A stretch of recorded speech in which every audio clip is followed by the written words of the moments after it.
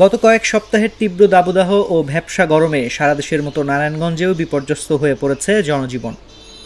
জনসাধারণের পাশাপাশি পশু পাখিদের মাঝেও অস্বস্তি বিরাজ করছে। বিশেষ করে বেওয়ারিশ কুকুর, বিড়াল ও পাখিদের পানির তৃষ্ণা মেটানো অনেক কঠিন হয়ে পড়েছে, কারণ এখন আর আগের মতো পুকুর নেই।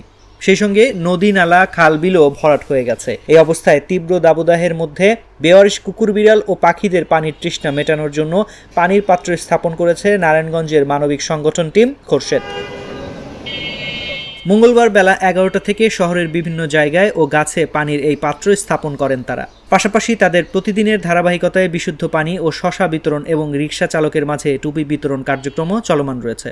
টিম খোরশেদের সদস্য রানা মুজিব বলেন, তীব্র তাপদাহে জনজীবন বিপর্যস্ত হয়ে পড়েছে। আর এই দাবদাহে জনজীবনে কিছুটা স্বস্তি দেওয়ার জন্য শ্রমজীবী মানুষের মাঝে বিশুদ্ধ পানি, শসা ও মাথার ক্যাপ বিতরণ করে আসছি। তারই অংশ হিসেবে টিম খোরশেদের উদ্যোগে এবার আমরা রাস্তার কুকুর, বিড়ালের জন্য পানির পাত্র স্থাপন করেছি। তীব্র তাপদাহে জনজীবন বিপর্যস্ত প্রায়, এরই ধারাবাহিকতায় আমাদের আজকে 8ম দিন চলতেছে শসা বিতরণ, শ্রমজীবী মানুষের মাঝে মাথার ক্যাপ বিতরণ এবং বিশুদ্ধ ঠান্ডা পানি বিতরণ। বন্য পশু প্রাণী যারা আছে, বিশেষ করে কুকুর, বিড়াল, পাখি, এরাও এই প্রচণ্ড তাপদাহে বিপর্যস্ত।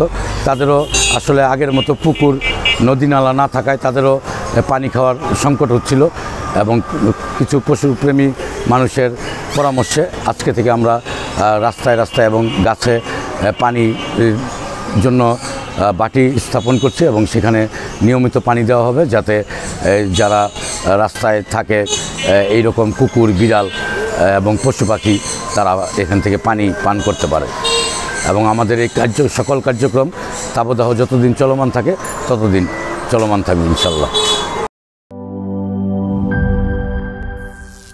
করিম চাচা, আপনার প্রিয় মানুষদের কখনো বিপদে ফেলতে চাইবেন না স্যার। তাহলে আমাদের বিপদে রাখা কি ঠিক হচ্ছে?